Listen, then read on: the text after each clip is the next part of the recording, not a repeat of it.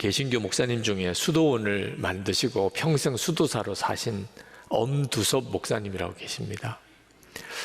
이 목사님이 30세에 전라도 광주 근처에 있는 남평이라는 곳에 교회에 부임해 갔는데 교회 분위기가 아주 어수선하더래요. 그 교회에서 가장 신앙생활을 경건하게 모범적으로 잘하던 어느 집사가 산중파라고 하는 그런 신앙 집단에 가버렸다는, 그로 인해서 아주 뒤숭숭한 분위기였다는 거예요.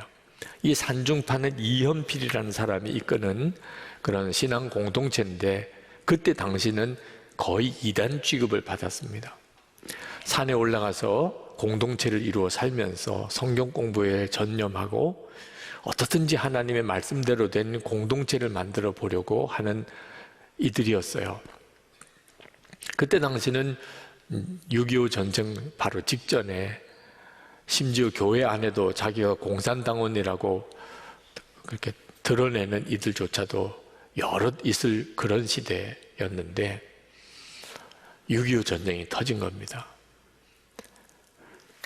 그때 유화래 선교사님, 미국 선교사님이 그 어려운 이들 돌보느라고 미처 피난을 못 가고 인민군이 닥쳤어요. 근데 그분들을 어떻게 도울 방법이 없어요. 이미 목사님, 교인들 중에 상당수는 피난을 갔고 남아있는 사람들도 자기 생명이 지금 더 중요하니 그 미국 선교사님 도울 여력이 다들 없어서 어쩔 줄 모르고 있을 때 그 산중파 사람들이 내려와서 그 유아래 선교사님을 보호해 줬어요. 나무 괴짝을 만들어서 거기다가 싣고 지게로 서로 나누어지면서 70리길을 가서 화학산 중턱의 동굴 속에 그 선교사님을 거기다가 모시고 밤낮으로 음식을 제공하면서 먹이고 살린 거예요. 날치산에게 그 산중파 교인 2사람이 죽임을 당할 정도로 그 일을 하다가 그런 희생을 치르면서도 그 일을 했습니다. 마땅히 그리스도인이 해야 될 일이라고 그들은 믿었기 때문이에요. 이제 그 일을 직접 목격하면서 어느 쪽이 진짜 교회냐, 어느 쪽이 진짜 예수님과 동행하는 사람이냐, 누가 도대체 진짜 그리스도인이냐, 심각한 질문을 하게 되더래요. 서울에 와서 이제 어느 교회에 목회를 하실 때 도시에 있는 그리스도인들의 형식적인 신앙생활, 그리고 실제로는 타락한 삶을 사는 모습을 보고는 엄청 충격을 받고, 그리고 그 산중파 사람들의 신앙생활이 생각이 나서 그래서 수도원을 만들고 그리고 평생 거기서 수도사로 사셨습니다. 여러분, 이태원 참사를 통해서 한국 교회에 주신 하나님의 경고가 있다고 생각해요. 그렇게 교회가 많잖아요. 교인들도 너무 쉽게 찾아보죠. 그런데 하나님의 사랑을 세상 사람들이 모르는 거예요. 진짜 사랑이 어디 있나? 세상 사람들이 방황하고 있어요. 특히 젊은 세대가. 그렇게 교회가 많고 예수 믿는 사람도 많은데, 여러분, 이제는 정말 우리가 하나님의 사랑을 진짜 믿고 그리고 그 하나님의 사랑으로 서로 사랑하며 살아야 할 그때가 된 거예요. 이거 절대로 뒤로 미루거나 적당하게 넘길 문제가 아닙니다. 참사로 죽은 사람도 많죠. 실제로 전쟁으로 죽은 사람도 많아요. 그러나 영적 전쟁으로 영혼을 잃어버린 사람은 수도 셀 수가 없습니다. 그건 더 무서운 일이에요. 오늘 본문에서 하나님은 우리에게 굉장히 중요한 메시지를, 또 중요한 질문을 주고 계신데 누가 예수님을 십자가에 못 박았느냐 하는 거예요.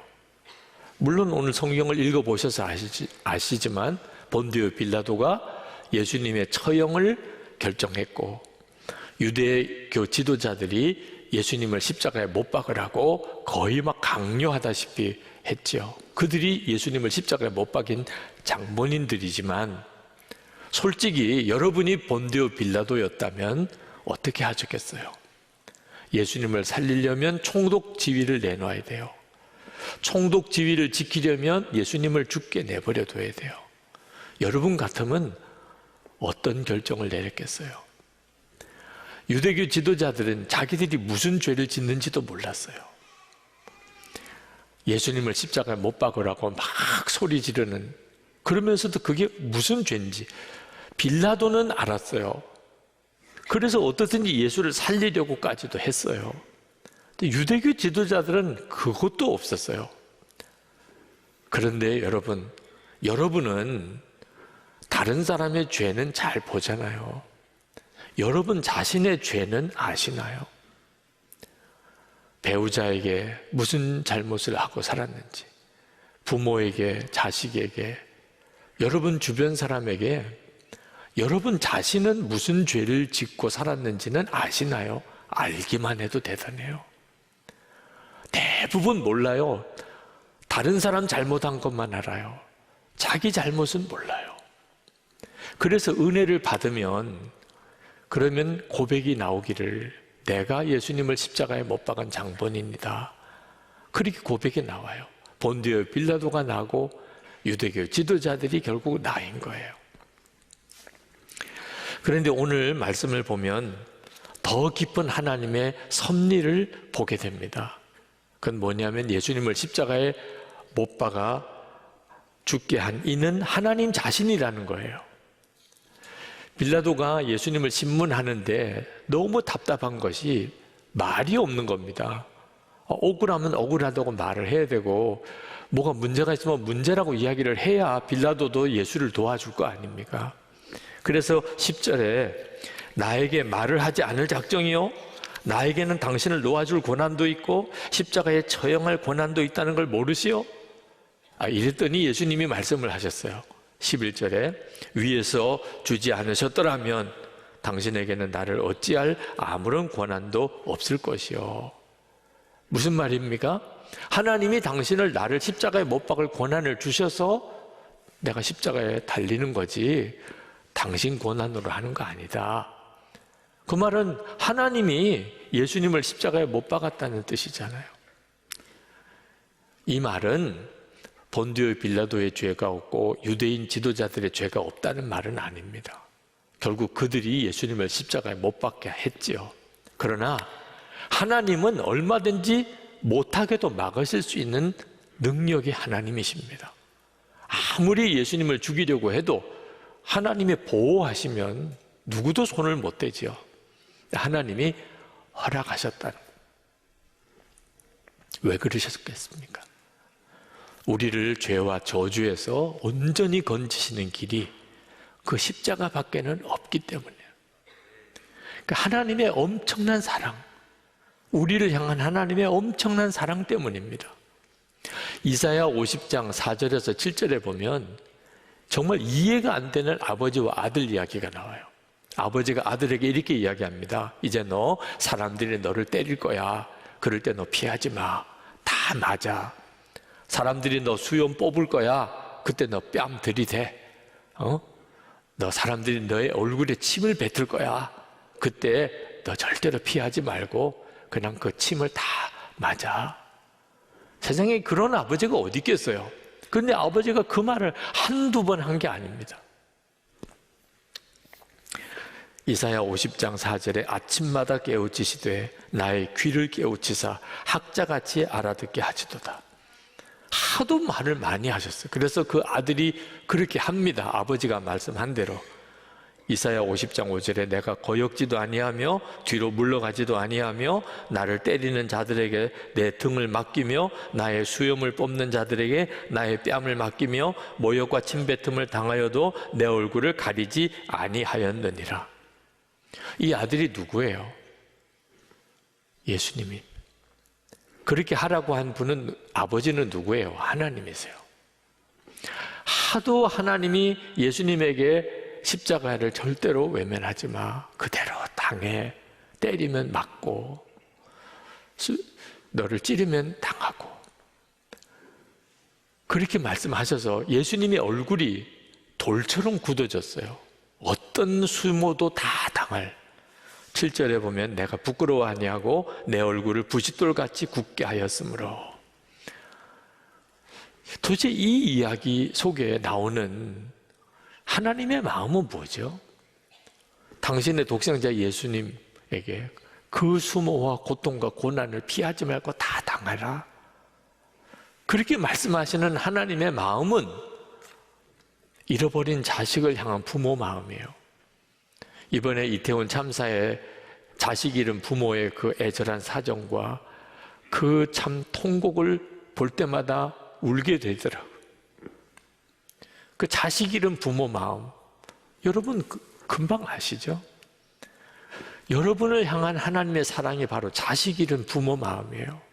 여러분을 어떻든지 건져내려고, 구원하려고, 지옥에 영원히 멸망당하지 않고 구원하려고 당신의 독생자 예수님 십자가에 죽게 하시는 하나님의 사랑. 이 눈이 뜨여야 돼요. 그러면 살아요. 하나님이 나 사랑하신다. 이 하나만 진짜 믿어지면 살아요. 어느 아버지가 아들이 둘이 있었는데 어느 날 큰아이가 밤에 배가 아프다는 거예요. 근데 밤이니까 병원에 가기 그러니 좀 참아라. 내일 아침에 가자. 근데 자꾸 더 아프다는 거예요. 조금만 더 참아. 조금만 더 참아. 아침에 병원 가자. 그래서 이제 아침에 병원을 데려갔는데 그만 맹장이 터져서 온 장기에 심각한 복막염이 되고 수술 제대로 받지도 못하고 죽었어요. 이게 얼마나 충격입니까? 밤에 응급실이라도 데려가야 되는 걸 참으라고 자록마록. 그냥 아버지는 술 아니면 살 수가 없게 됐어요. 완전히 알코올 중독자가 되고 직장도 다 잃어버리고. 그 어머니는 얼마나 원통하게 부부 사이가 완전히 깨졌어요. 결국 화병으로 어머니가 죽습니다. 그래 집안이 완전히 다 풍비박산이 됐죠. 그리고는 둘째 아들 데리고 그 아버지가 이사를 갔는데 한참 세월이 지나고 어느 젊은 내외가 이사를 왔는데 보니까 얼마나 행복하게 다정하게 잘 사는지. 근데 둘째 아들이에요. 마을 사람들이 어떻게 당신이 그 처지에서 이렇게 반듯하게 살게 됐냐 물어봤습니다. 아버지가 그 이후에도 술을 끊지 못하고 그냥 완전히 알코올 중독자로 고3 때, 자기 고3 때 돌아가신 거예요. 그런데 아버지가 매일 술이 취해서 밤늦게 오든지 새벽에서야 오든지 하여튼 완전히 인사불성이 된 채로 집에 들어오셔서는 잠을 자고 있는 자기 머리맡에 와서 그 뺨을 자기 얼굴에다가 비비면서 아들아 사랑한다. 아들아 사랑한다. 엉엉 우는 거예요. 그리고 고3 때 그렇게 그냥 세상 떠났는데 아버지의 그 울면서 아들아 사랑한다는 말이 계속 귀에 쟁쟁하다는 거예요. 무슨 일을 하든 어디를 가든 그 기가 막힌 어려움 속에 고아가 돼서 자기 삶을 살아가야 되는 힘든 고비 때마다 아들아 사랑한다. 아들아 사랑한다. 아버지는 그렇게 돌아가셨지만 그 아들의 마음에 아버지가 사랑한다는 메시지 하나는 분명히 남겨준 거죠. 그리고 이 아들이 그렇게 선 거예요. 근데 여러분, 우리는 진짜 그렇습니다. 여러분의 처지와 형편이 지금 어떤 처지에 있든, 여러분이 얼마나 지금 어려운 처지에 있든, 여러분, 하나님이 우리를 사랑하신다고 계속 말씀하고 계세요. 아들아, 내가 너를 사랑한다. 사랑한다, 내 딸아. 십자가에서 우리가 그 음성을 듣는 거예요. 십자가는 우리에게 강력한 하나님의 호소예요. 내가 너를 사랑한다. 이건 부인할 수가 없어요. 여러분이 십자가에서 하나님이 정말 나를 사랑한다는 이 음성을 들을 수 있으면 어떤 자리에서도 일어나요. 살아내요. 결국은 하나님이 기뻐하시는 완전히 거듭난 삶을 살게 됩니다. 한 번은 예수전도단 DTS 팀이 선교 여행을 우리 한국으로 와서 우리 교회에 잠깐 머물렀었습니다. 그 주일 예배 때 미국 LA에 사는 한 자매가 예배 때 간증을 했는데, 그 자매가 이런 간증을 했어요. 자기가 어려서 엄마의 꿈을 이루려고 자기를 미술학원, 피아노학원, 안 가본 데 없는 학원 다 보냈는데 자기가 실력이 안 되니까 뭐 하나 제대로 해내지를 못했대요. 엄마의 꿈이 좌절이 됐죠. 그렇다고 외모지상주의인 세상에 얼굴이 특별히 잘생긴 것도 아니고 아버지 사업까지 망해서 미국으로 도피 이민을 갔어. 그러니 얼마나 고생이 심했겠어요.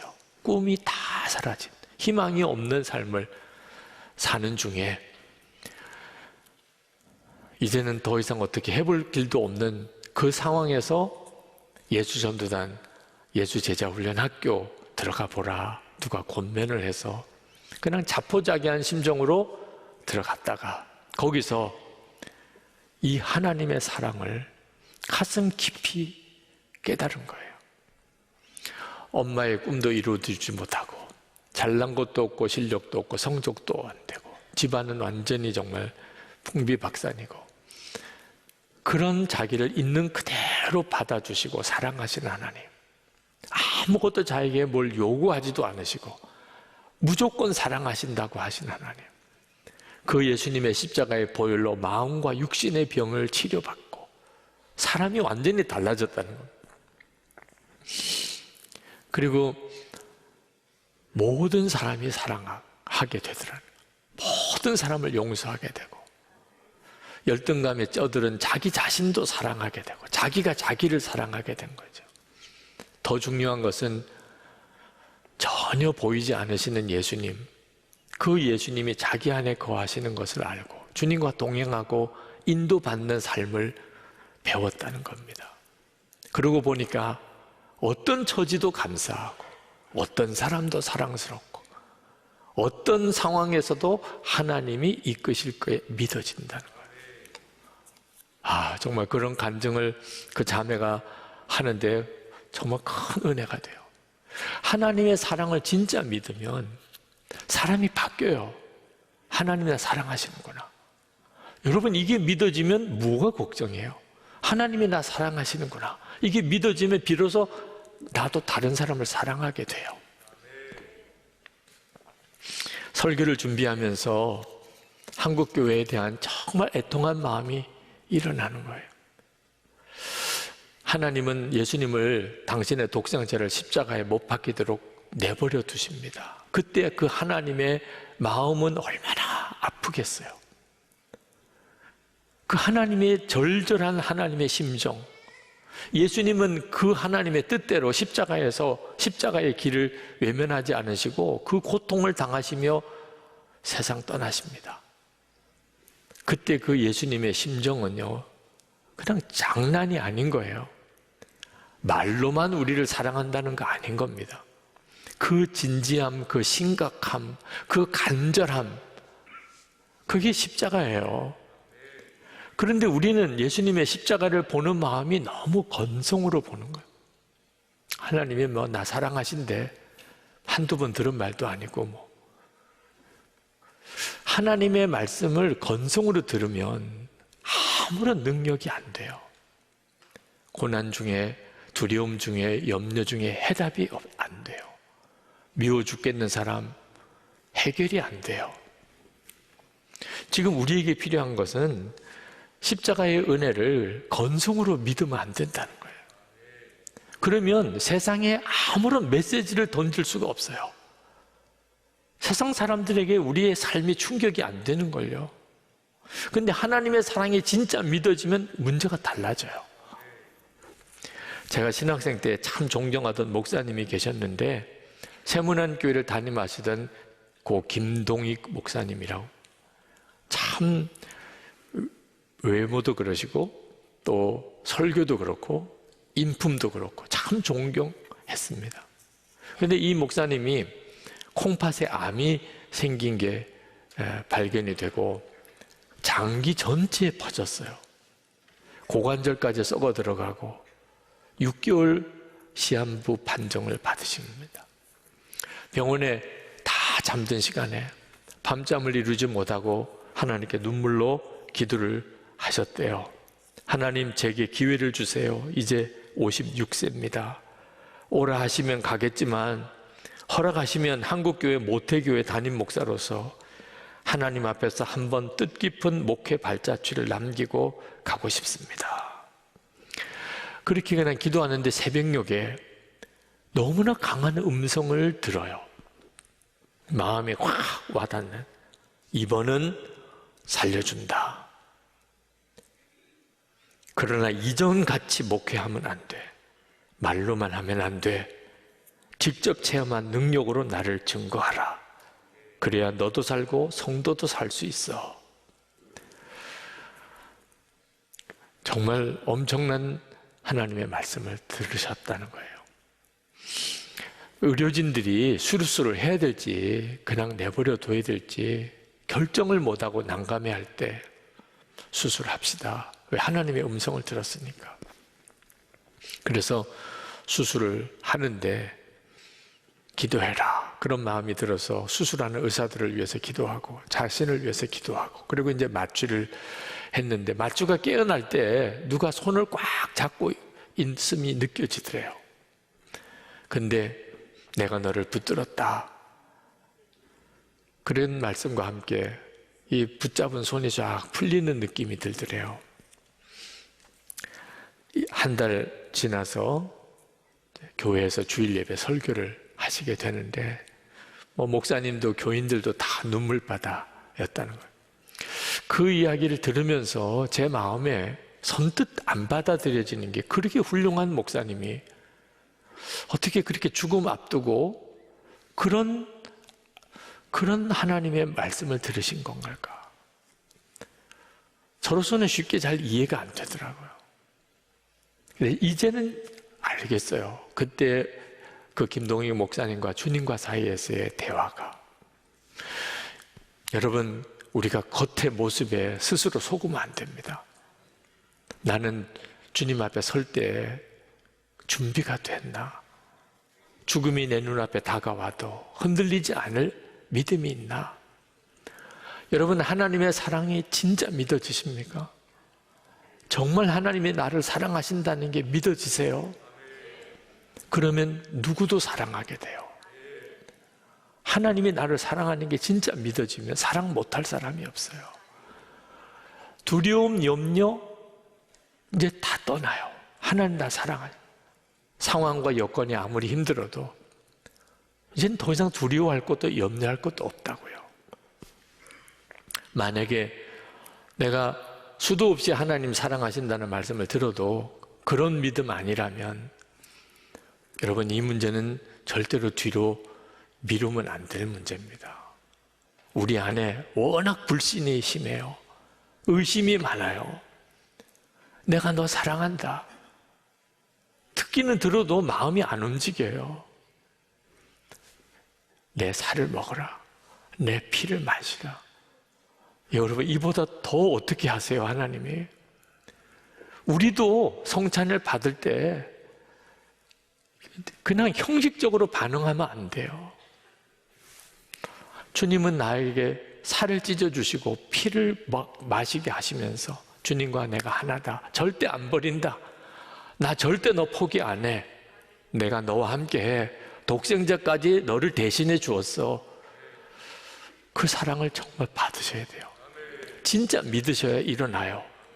여러분이 지금 빠져있는 좌절과 그리고 방황에서 하나님의 사랑을 진짜 믿어질 때 일어나게 돼요. 그리고 믿음으로 나갈 수 있게 돼요. 그리고 우리를 통해서 세상이 주께로 돌아와요. 방황하는 청년들, 다음 세대들 살려낼 길은요, 우리가 진짜 복음으로 서는 거예요.